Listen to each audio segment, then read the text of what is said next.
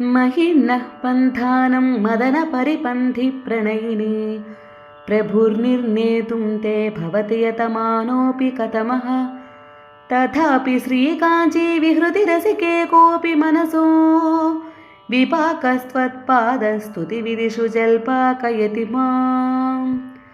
गलग्राही पौरं दरपुरवनी पल्लवरुचां धृतपादं यानामरुणमहसामादिमगुरुः समिन्धे बन्धूकस्तबकसह युद्ध्वा दिशि दिशि प्रसर्पन् कामाक्ष्याश्चरणकिरणानामरुणिमा मरालीनां यानाभ्यसनकलनामूलगुरवे दरिद्राणां त्राणव्यतिकरसुरोद्यानतरवे तमस्काण्डप्रौढिप्रकटनतिरस्कारपटवे जनोऽयं कामाक्ष्याश्चरणनलिनाय स्पृहयते वहन्ती सैन्दूरीं सरणिमवनं रामरपुरी पुरन्ध्री सीमन्ते कविकमलबालार्कसुषमा त्रयी सीमन्तिन्यः स्तनतटनिचोलारुणपटी विभाति कामाक्ष्यः पदनलिनकान्तिर्विजयते